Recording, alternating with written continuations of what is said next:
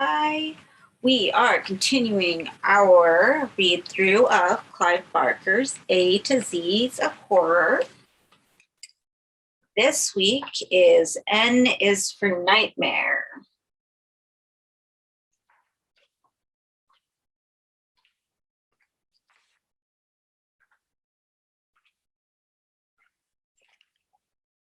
N is for Nightmare.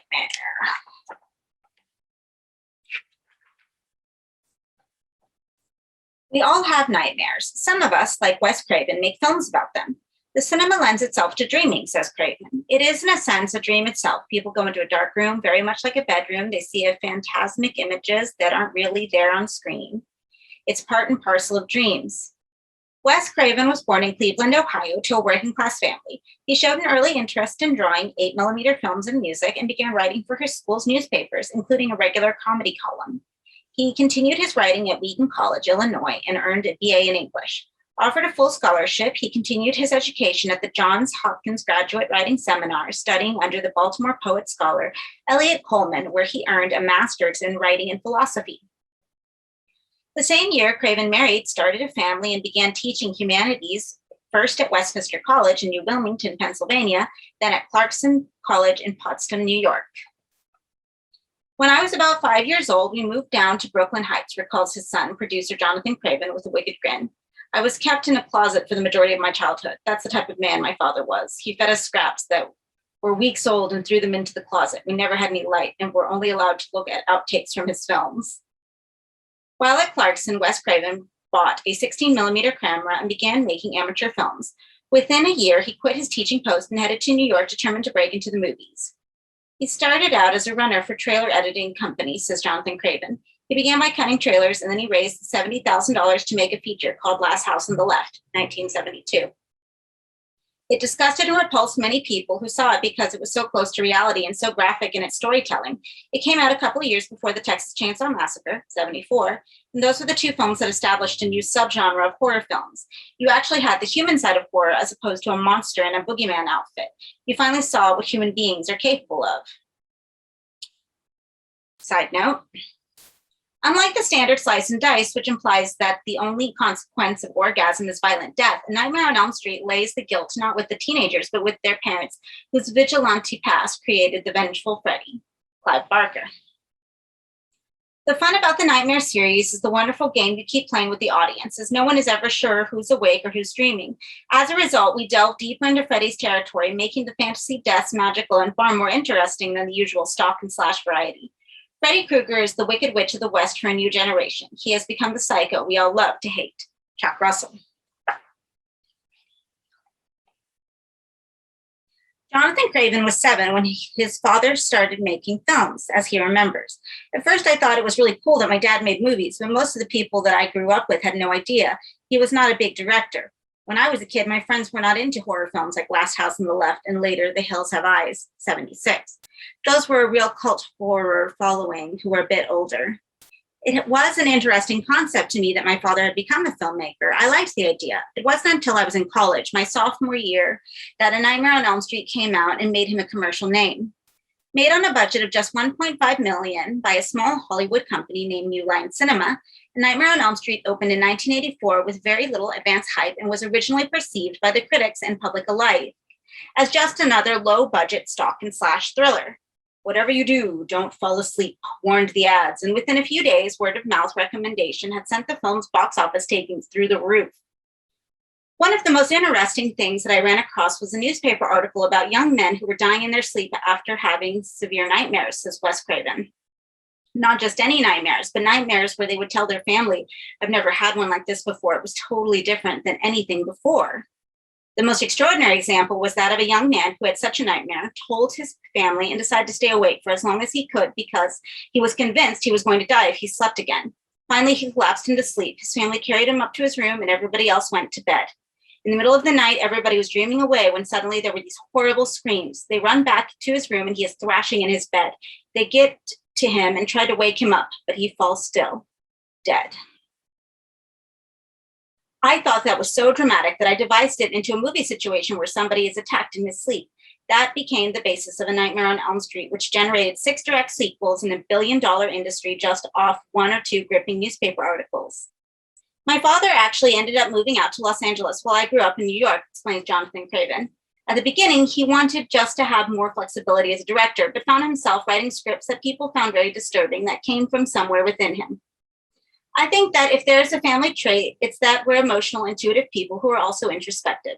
When you meet my father, he comes off as a very polite person, reserved, more the college professor, the academic, than the typical Hollywood type. He's an extremely intelligent man. Combining all the elements of the traditional horror movie with impressive special effects, A Nightmare on Elm Street tells the story of a group of suburban teenagers who discover that they all share a common nightmare. One by one, as they sleep, they are dispatched by a disfigured killer with wicked steel claws who waits for them in their darkest nightmares. With her friends ending up in a welter of blood, gutsy Nancy Thompson, Heather Langenkamp, decides to fight back before it's too late. Yet despite drinking gallons of coffee and popping countless pills down her throat, Nancy can't resist a quick snooze during class, and she ends up in a hellish world of flames and hissing steam.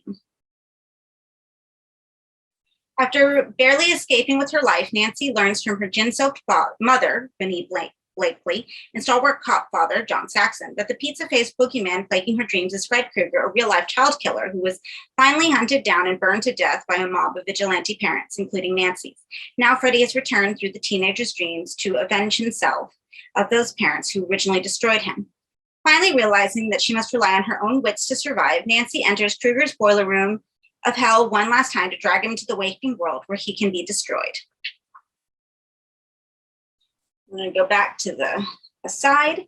A Nightmare on Elm Street, USA, 1984, director Wes Craven with John Saxon, Ronnie Blakely, Heather Langenkamp, Amanda Wyss, Johnny Depp, Robert Englund, New Line Cinema, Media Home Entertainment, Smart Egg Pictures, Color.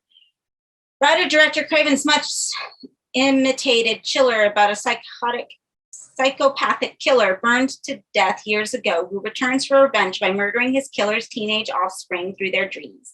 England's horrific killer, Freddy Krueger, is a marvelous creation, but too many plot holes and telegraph shock moments reduce an imaginative idea to low-budget popcorn entertainment. Sequels: Nightmare on Elm Street Part 2, Freddy's Revenge, Nightmare on Elm Street Part 3, Dream Warriors, Nightmare on Elm Street 4, The Dream Master, Freddy's Nightmares TV, Nightmare on Elm Street, The Dream Child, Freddy's Dead, The Final Nightmare, Jason Goes to Hell, The Final Friday, Wes Craven's New Nightmare, 94. The first Nightmare was my film, and I controlled it all the way through except for the last few minutes. I ended it in the script this way. The heroine turns her back on Freddy, he leaves for her, and he goes screaming off into nothingness. The kids drive off into the fog, and you never know if the whole thing is a dream or not. It's like a full circle. You start in a dream, you end in a dream. Wes Craven. And then there's a picture here from New Nightmare.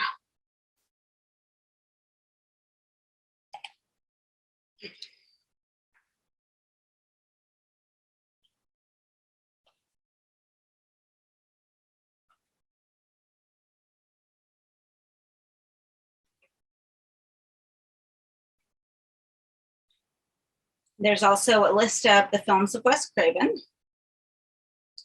Side note, it astonishes and depresses me because there's nothing in a Freddy movie that hasn't been created 1,000 times better in an oil painting. Clive Barker. Quote, the Elm Street films use the dream theme to have some fun with surreal images of the sort sometimes found on comic book covers, the clawed hand coming out of the bath, the telephone receiver with a tongue, the monster leaning out of a wall in Nightmare on Elm Street, or the old dark house of the Psyche finale of Dream Warriors, which seems to take place inside Freddy's head. Kim Newman. And then here's these few pictures of the selected films, Hills Have Eyes and Deadly Friend.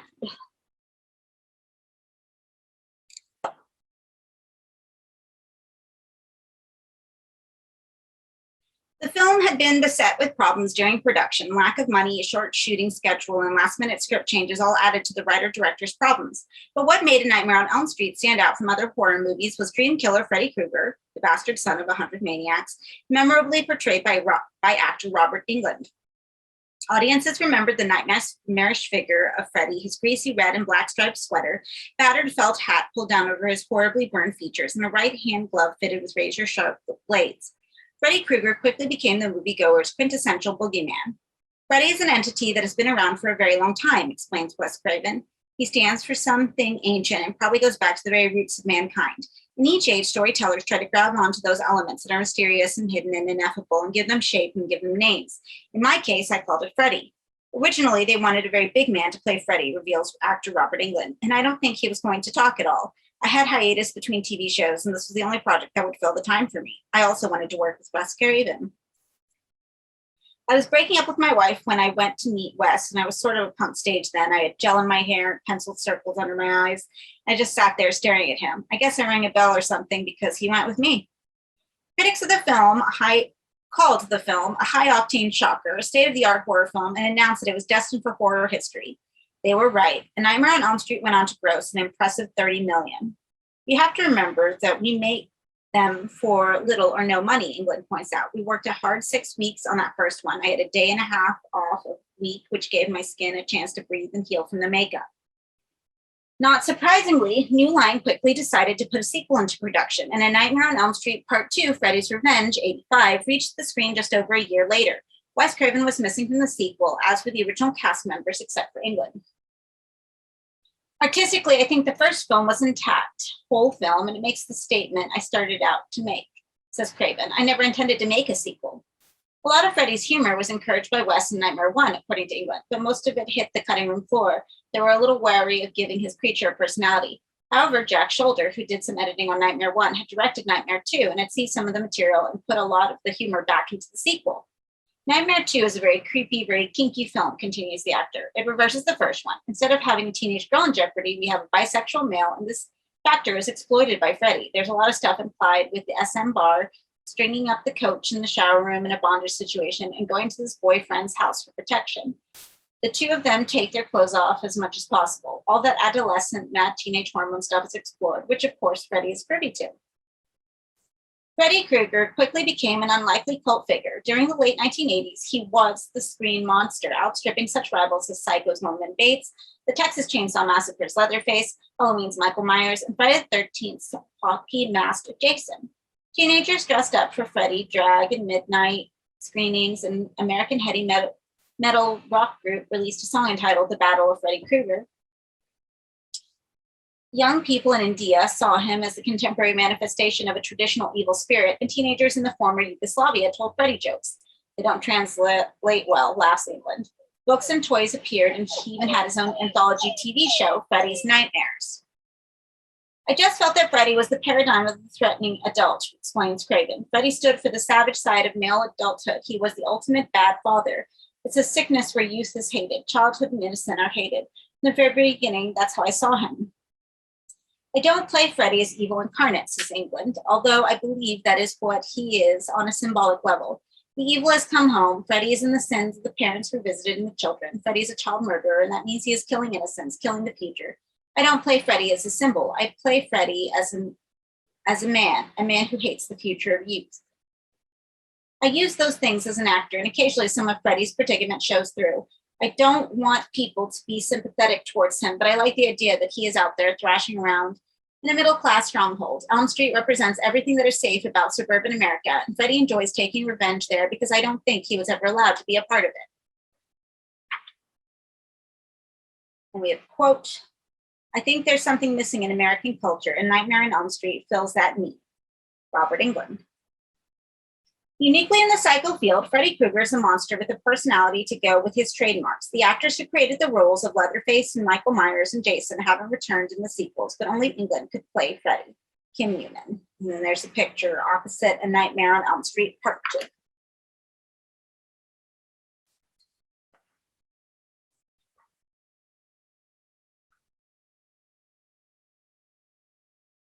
Quote, one of the reasons I liked Nightmare on Elm Street Part 3 was because we understood that Freddy was the bastard child of 100 maniacs. We got to meet his mother, a nun, and all that kind of thing.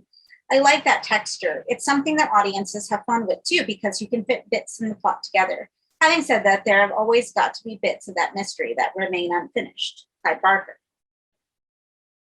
Wes Craven made a welcome return to the series as co-writer and co-executive producer of A Nightmare on Elm Street Part 3, Dream Warriors, 87, and he wrote, directed, and played himself in the new film within a film, Wes Craven's New Nightmare, 94.